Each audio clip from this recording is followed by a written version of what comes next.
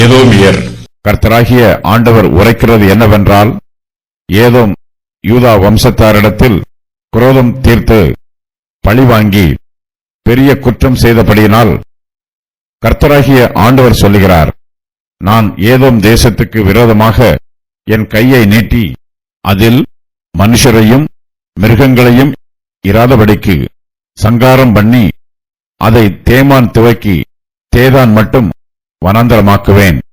பட்டயத்தால் விழுவார்கள். நான் இஸ்ரவேலாகிய என் ஜனத்தின் கையினால் ஏதோமினிடத்தில் பழி வாங்குவேன். அவர்கள் என் கோபத்தின்படியும் என் உக்கிரத்தின்படியும் ஏதோமுக்குச் செய்வார்கள். அப்பொழுது நான் பழிவாங்குவது இன்னதென்று அறிந்து கொள்வார்கள் என்று கர்த்தராகிய ஆண்டவர் சொல்லுகிறார். ஏதோமியர் ஏசாவின் சந்ததியை சேர்ந்தவர்கள். யாக்கோபுக்கும் ஏசாவுக்கும் பழைய பகை இருந்தது. யூதாவும் எருசலேமும் அழிந்து போனபோது ஏதோமியர் சந்தோஷப்பட்டார்கள். மோவாபியரைப் போலவும் அம்மோன் புத்திரரைப் போலவும் ஏதோமியரும் இஸ்ரவேல் வம்சத்தாரின் அழிவை பார்த்து அவர்களை ஏளனம் பண்ணினார்கள். தங்களுக்கு ஜெயம் கிடைத்தது போல ஆர்ப்பரித்தார்கள். கர்த்தர் தம்முடைய நீதியினால் யூதாவையும் எருசலேமையும் அழித்து போடுகிறார்.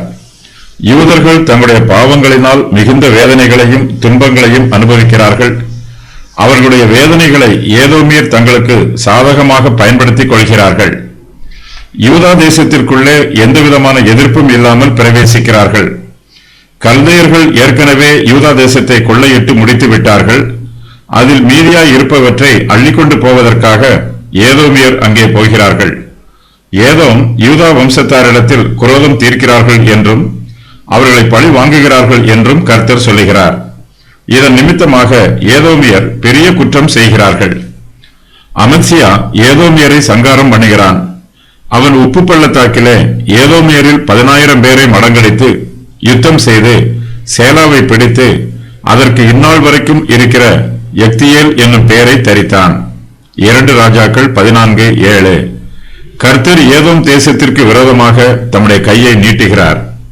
அந்த தேசத்தில் உள்ள மனுஷரையும் மிருகங்களையும் சங்காரம் பண்ணுகிறார். ஏதோமிலே மனுஷரும் இருக்க மாட்டார்கள், மிருகங்களும் இருக்காது.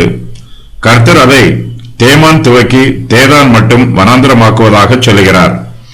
அவர்கள் எல்லோரும் பட்டயத்தால் விழுவார்கள். கல்தையர்கள் ஏதோமியரை சங்காரம் பண்ணுகிறார்கள். ஏதோமை குறித்து சேனைகளின் கர்த்தர் சொல்லுகிறது என்னவென்றால், தேமானிலே இனி ஞானம் இல்லையோ? ஆலோசனை விவேகிகளை விட்டு அழிந்ததோ? அவர்களுடைய ஞானம் கெட்டுப்போயிற்றோ? தேதானின் குடிகளே ஓடுங்கள், முதுகை காட்டுங்கள், பள்ளங்களில் பதுங்குங்கள். ஏசாவை விசாரிக்கும் காலத்தில் அவன் ஆபத்தை அவன் மேல் வரப்பண்ணுவேன். திராட்சை பழங்களை அறுக்கிறவர்கள் உன்னிடத்திலே வந்தார்களாகில் பின் பறிக்கிறதற்கு கொஞ்சம் வையார்களோ? ராத்திரியில் திருடர் வந்தார்களாகில் தங்களுக்கு போதும் என்கிற மட்டும் கொள்ளையடிப்பார்கள் அல்லவோ? நானோ ஏசாவை வெறுமையாக்கி அவன் ஒழித்துக் கொள்ளக்கூடாதபடிக்கு அவனுடைய மறைவிடங்களை வெளிப்படுத்தி போடுவேன். அவனுடைய சந்ததியாரும் அவனுடைய சகோதரரும் அவனுடைய அயலாரும் அழிக்கப்படுவார்கள். அவன் இனி இரான். எரேமியா 49:7-10 வரை. கர்த்தருடைய கோபம் ஏதோமியர் மேல் பற்றி எரிகிறது. நான் இஸ்ரவேலாகிய என் ஜனத்தின் கையினால் ஏதோமினிடத்தில் பழிவாங்குவேன். அவர்கள் என் கோபத்தின் படியும் என் உக்கிரத்தின் படியும் ஏதோமுக்கு செய்வார்கள். அப்பொழுது நான் பழிவாங்குவது இன்னதென்று அறிந்து கொள்வார்கள் என்று கர்த்தராகிய ஆண்டவர் சொல்லுகிறார். நிறைவேறிய முன்னறிவிப்புகள்.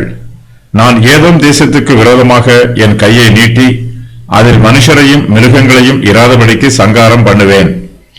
தேமான் துவக்கி தேதான் மட்டும் வனாந்தரமாக்குவேன். தேதானியர் பட்டயத்தால் விழுவார்கள்.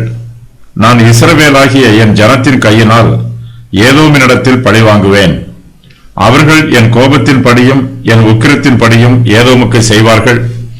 அப்பொழுது நான் பழிவாங்குவது இன்னதென்று அறிந்து கொள்வார்கள்.